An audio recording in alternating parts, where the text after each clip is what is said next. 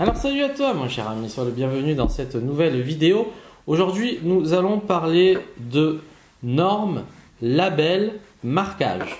Pourquoi cette vidéo? Tout simplement pour te faire un résumé et t'expliquer globalement ce dont il en ressort lorsque tu dois commercialiser tes produits, notamment sur Amazon. Pourquoi? Tout simplement parce qu'il y a une personne qui m'a envoyé un message et c'est vrai que ce sujet mérite de s'y intéresser. Cette personne avait un problème pour commercialiser des jouets notamment.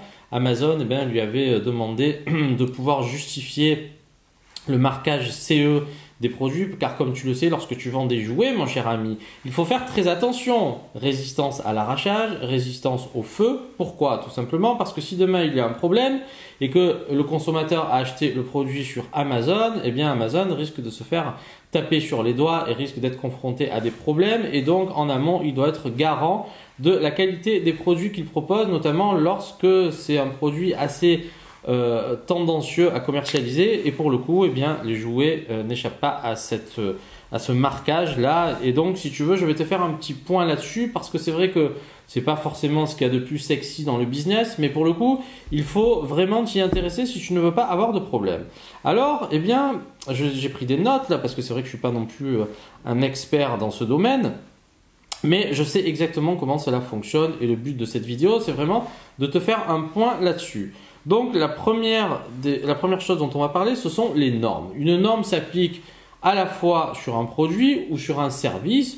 Une norme, c'est un référentiel qui est établi par un organisme de normalisation et qui, lorsque l'entreprise le respecte, est gage de qualité vis-à-vis de son client.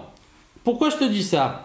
Tout simplement parce que ce n'est pas, et retiens bien ceci, ce n'est pas parce qu'une entreprise bénéficie de normes ISO que cela soit suffisant pour que ton produit soit de qualité. Et fais très attention à ça, parce que quand tu vas trouver des fournisseurs, ils vont tous mettre en avant leurs certificats. Alors si tu as remarqué déjà une chose, c'est que globalement tous leurs certificats proviennent des pays de l'Europe de l'Est. Donc je pense qu'en termes de délivrance, ce n'est pas aussi restrictif que certains organismes que tu pourras trouver plutôt notamment dans les pays européens, mais plutôt au niveau de l'Italie, de l'Espagne, de la France. Donc là c'est un peu plus drastique, mais bon, peu importe. Donc si tu veux, méfie-toi quand même. C'est pas parce que tu bénéficies d'une norme, une entreprise bénéficie d'une norme ISO, à la fois ça a été obtenu sur son produit ou sur son service, que c'est gage de qualité. Globalement c'est rassurant, mais à toi quand même en amont de vérifier, parce que moi si tu veux, avec tous les produits que j'ai pu commercialiser, ils avaient tous des normes ISO, mais globalement tu as de tout et de n'importe quoi. Donc fais très attention. Pourquoi je te dis cela? Tout simplement parce que ce n'est pas parce que tu commercialises un produit qui bénéficie d'une norme ISO que ton produit sera garant de tout défaut et qui sera extrêmement qualitatif. Non. Comment ça marche? Demain je suis une entreprise, je fabrique des tournevis. Qu'est-ce que je vais faire pour garantir un certain niveau de qualité à mes clients qui vont me commander des tournevis? Qu'est-ce que je vais faire? Le client va me contacter. Bonjour, je suis à la recherche de tournevis. Regardez, boum, il va tomber sur mon entreprise. Je bénéficie de normes ISO à la fois donc sur mes produits et à la fois pour mes services. Pourquoi? Tout simplement parce que c'est séduisant quelque part. Et puis, comment ça fonctionne? Si demain, je bénéficie de cette norme vis-à-vis de mon client, je vais être complètement rassurant et il va se dire tiens, s'il a toutes ces normes, c'est que ces produits sont de qualité. Je ne dis pas il ne faut pas non plus faire une généralité. Il y a des entreprises qui vraiment fonctionnent très bien et qui justement via l'obtention de cette norme arrivent à développer leur business. Pourquoi? Parce qu'elles s'engagent à respecter une certaine charte de qualité normalement. Je dis bien normalement. Donc, lorsque tu importes tes produits, tu n'auras pas de problème avec la douane si tu as un marquage ISO ou si tu n'en as pas. C'est pas ça qu'il faut comprendre. C'est tout autre chose. Et notamment, au sein de la communauté européenne, on en vient à une notion qui est fondamentale et qui est celle du marquage CE. Et c'est là où, si tu veux, le marquage CE, c'est vraiment quelque chose de très important à comprendre parce que ça a été défini.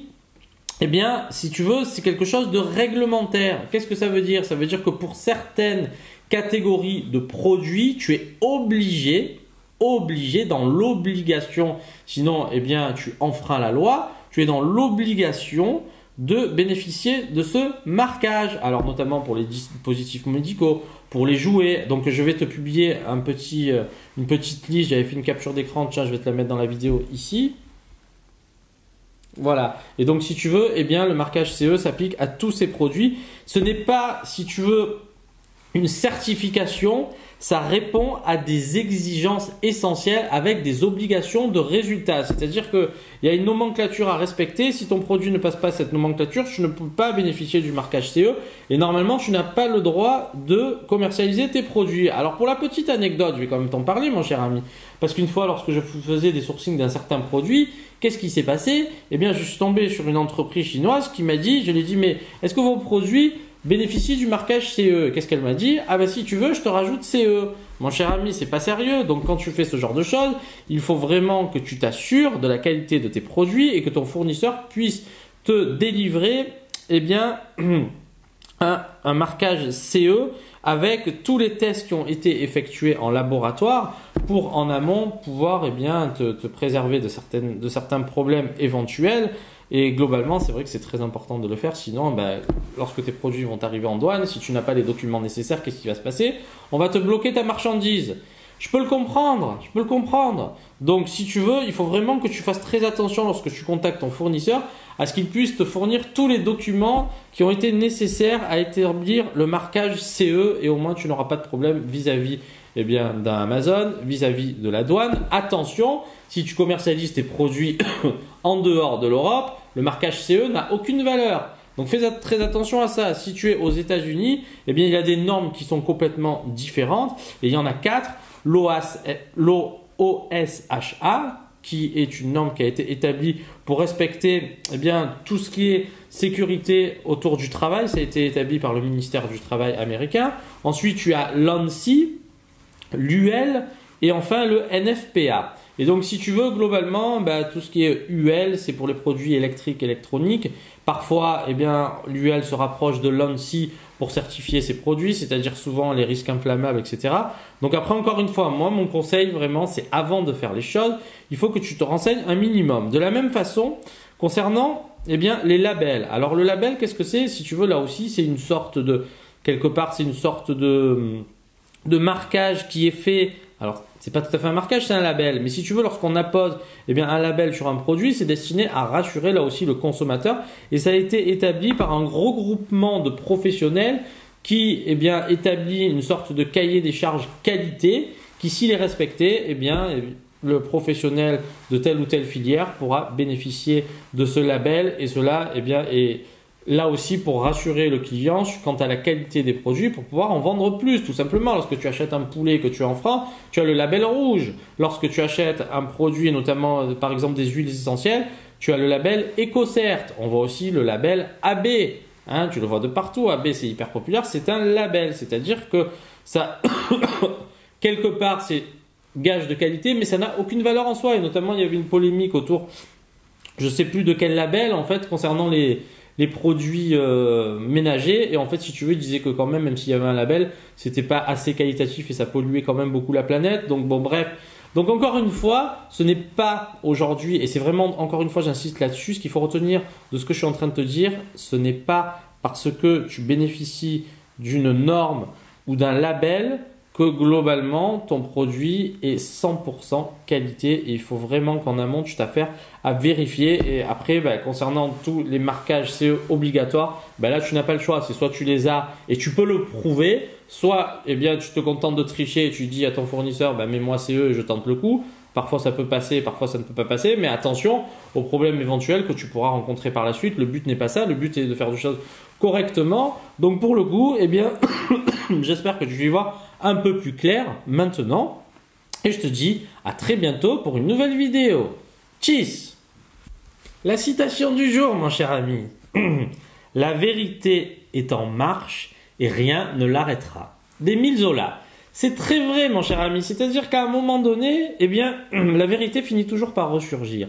Et ça, c'est très important de le comprendre. Je te laisse méditer là-dessus et je te souhaite de joyeuses fêtes de fin d'année, mon cher ami. Profite un petit peu, sois heureux. Là, c'est la fin de l'année. Réunis-toi avec ta famille. Je l'espère, eh bien, que tu es entouré de ta famille et passe des bons moments. C'est tellement important et beaucoup plus important que certaines choses. Aujourd'hui, si tu veux, il faudrait essayer de revenir un petit peu aux valeurs essentielles qui sont celles de l'amour et du partage.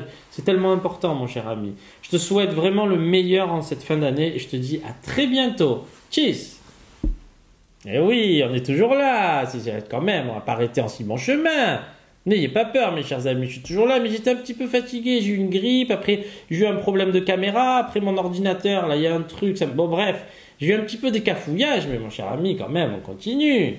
Allez, chiss.